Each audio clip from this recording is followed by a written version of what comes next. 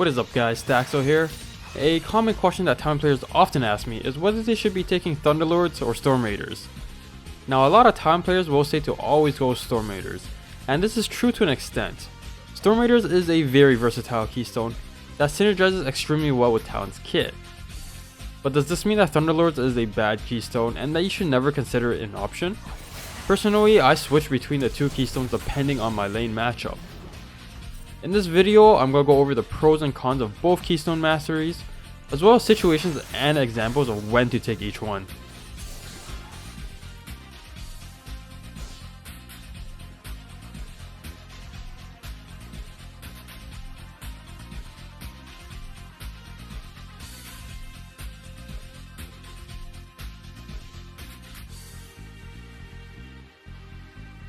Dealing 30% of the enemy's max health grants you 40% movement speed and 70% slow resistance for 3 seconds on a 10-second cooldown.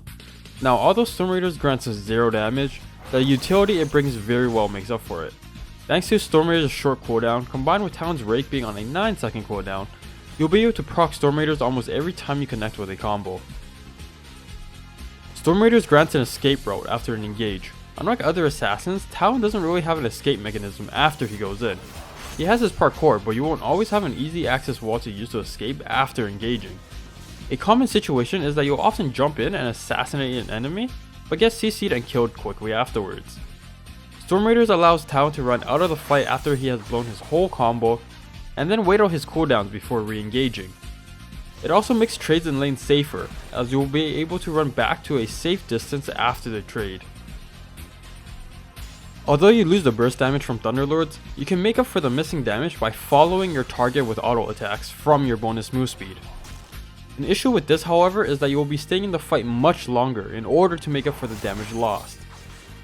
Whether you're trading in a lane or in a team fight, a prolonged fight is disadvantageous for Talon, who has extremely high front end damage and is rather squishy.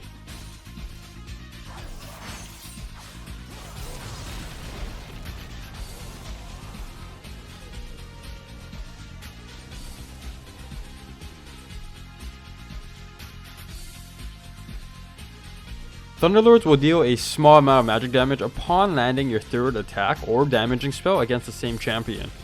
This keystone grants 0 utility and is all about burst damage. The extra damage may seem small, but can often mean the difference between winning a trade or securing a kill.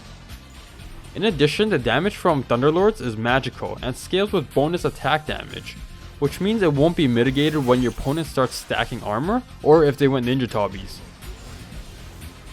It is very easy to proc Thunderlords as Talon, as every single one of his combos will proc it. This allows for a good amount of burst damage in early trading during laning phase, as well as bursting down a single target during team fights.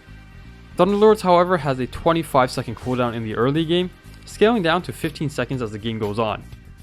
It has a much longer cooldown than Stormraiders, which means you have to be careful as you won't always have Thunderlords available if you're fighting often. Luckily, Thunderlords isn't meant for prolonged fights and is more effective for quick trades or all-ins. When you take Thunderlords, you are trading the safety and utility gained from Stormraiders for a more powerful engage.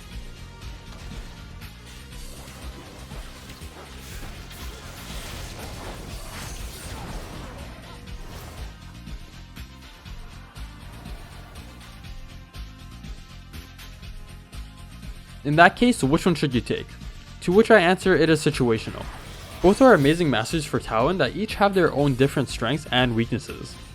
Before I get into more specific examples, I want to quickly go over the fact that if you are mid lane or against a ranged champion, you should be taking Stormraiders most of the time. This is because Stormraiders is more useful versus ranged matchups, as it allows you to trade and get back to a safe distance, minimizing the amount of damage they can trade back. This is especially more important against ranged matchups, because they are able to walk you down with auto attacks and spells as you are retreating. Also, because mid laners often take exhaust, the slow resistance it provides is more useful than the extra damage from Thunderlords.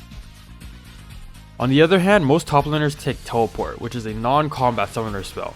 Combined with the fact that most top laners are melee, Thunderlords is more common top because you have more opportunities to safely proc it.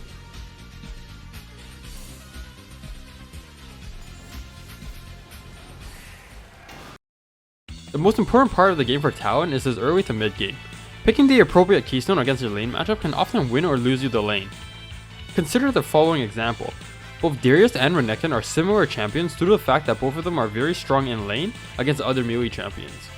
Both Darius and Renekton have a spin move that heals them, as well as an auto attack reset that provides some sort of CC. However, Talon is actually stronger in this lane from levels 1 to 2, goes even from levels 3 to 5, and then loses from level 6 onwards, provided that it is an even lane. Knowing this, and by taking the correct keystone, we can turn this seemingly impossible matchup into a rather easy one. Darius' trade pattern in lane consists of an auto attack reset with his W into the blade portion of his Q. Getting hit by the blade of the axe does extra damage, and heals Darius for a decent chunk of his HP. So we know that we want to avoid the blade, but that's often difficult because Darius' W slows you by 90% for 1 second when hit. We can counter this by taking Stormraiders against Darius.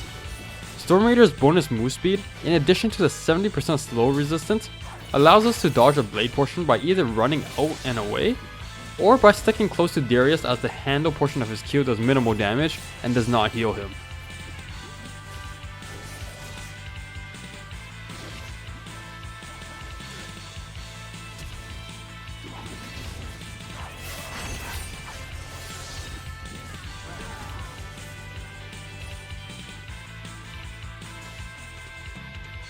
In the case of Renekton, the properties of his skills are different than Darius. He neither has a slow, nor is there a positional outplay on his Q. As such, Stormraiders is rather useless in this matchup. We instead take Thunderlords into Renekton, abusing the early kill pressure that it grants. You want to proc Thunderlords early by hitting both hits of your Rake, followed by an auto attack. The early damage from Thunderlords will allow you to come ahead in trades, and can often secure you those early kills.